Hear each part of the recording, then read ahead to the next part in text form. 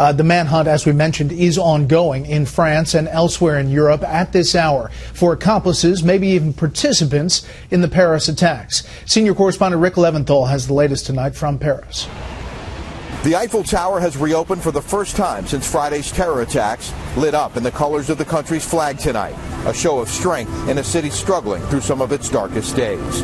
Security in Paris remains tight, with thousands of soldiers now joining police in securing tourist attractions, schools, and government buildings, while the manhunt for other suspects continues. Investigators have identified Abdelhamid Aboud as the suspected mastermind behind Friday's terror. He's considered Belgium's most notorious jihadi. Massive raids in and around Brussels are ongoing in a search for Aboud and other potential co-conspirators, including Salah Abdel Salam, considered the 8th terrorist in the Paris massacres. His brother was one of the 7 who killed themselves in Friday's attacks. Another of Salah's brothers, held by police over the weekend, has been released. Mohammed Abdel Salam says his family had no idea the pair had been radicalized, saying they're big boys and we don't ask for their timetable when they leave the house. He also says his parents are in shock. Belgian prosecutors say 5 of the 7 people arrested over the weekend have been released. The other 2 have been linked to the Paris plot.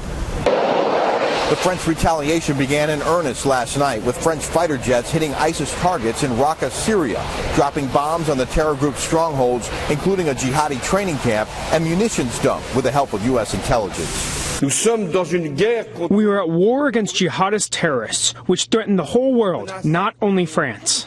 Today, the French President Francois Hollande said his nation will continue to step up its operations in Syria, but needs help from its allies. The need to destroy Islamic State is an issue that faces the whole of the international community. I have therefore asked the Security Council to hold a meeting as quickly as possible to adopt a resolution to mark this goal shared by all to fight against terrorism. Secretary of State John Kerry landed in Paris tonight and promised the United States will not turn its back on France. We will defeat Daesh and all who share their despicable ideology. And we are on the course to do so. That's our responsibility. That's our duty.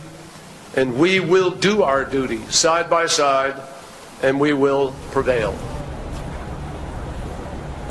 Meanwhile, the French president plans to ask his parliament to extend this country's state of emergency for another 3 months. That would give the police and military extra powers of search and arrest and allow local governments to ban public demonstrations and impose curfews as this crackdown on radicals with terror ties intensifies. Bret? Rick Leventhal live in Paris just past midnight. Rick, thank you.